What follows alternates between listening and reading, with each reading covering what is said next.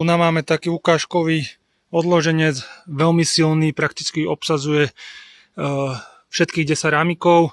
Na tie pásiky žiadna veda, približne v strede niekde sa nachádza hlavné plodové teleso, že jeden pásik viacej dopredu, jeden viacej dozadu. No a to je vlastne na tom princípe to funguje, že tie včely okolo toho budú chodiť, tá kyselina sa bude z toho pásika postupne uvoľňovať a tie včely si to budú medzi sebou roznášať po celom úli a tá kyslosť tej kyseliny šťavelovej bude vytvárať ochranu v tom úli pred tým klieščikom. V prípade produkčných včelsťov budem dávať 2 pásiky niekde dopredu, 2 pásiky niekde dozadu, viacej, aby som spravil nejaký približne taký štvorec, alebo v podstate ide o to, že keď dávate 4, tak by nemali byť 2 pásiky na jednom rámiku, čiže by som dával, najmä tomu, tu na tento tretí, potom by som dal tu na 5. Dozadu, potom niekde sem a potom zase buď niekde sem alebo sem. Takže treba to nejako rozumne rozmiestniť, ale v prípade tých odložencov je to viac menej jedno. Pokiaľ je to slabšie, tak to môže byť kľudne, že to budete mať na tomto rámiku napríklad a hneď tu na tomto, pokiaľ by ten odloženec bol len na takejto ploche.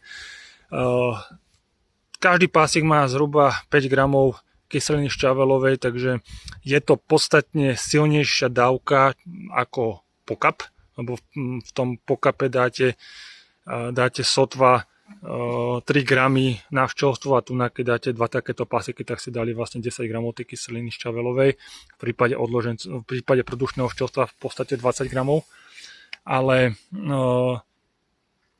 tu sa to uvoľňuje postupne, takže tu sa netreba báť, že by to včelám nejako ubližilo.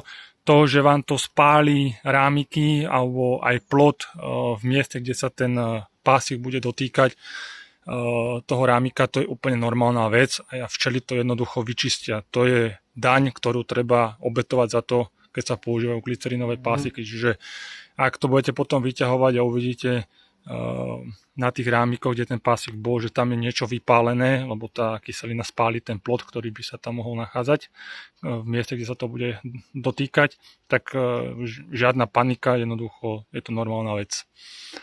No a v mojom prípade toto niekedy za nejaké 3 týždne asi vyťahnem.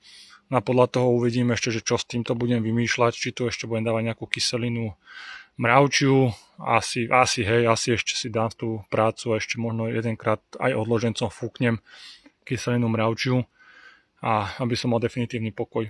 Inak táto kyselina je aj fajn, ak máte problém napríklad s vápenatením včelieho plodu, takže to kyslé prostredie tam mení pH v tom úli a to by mohlo tiež výrazne pomôcť tým včelám zbaviť sa práve vápenatenia.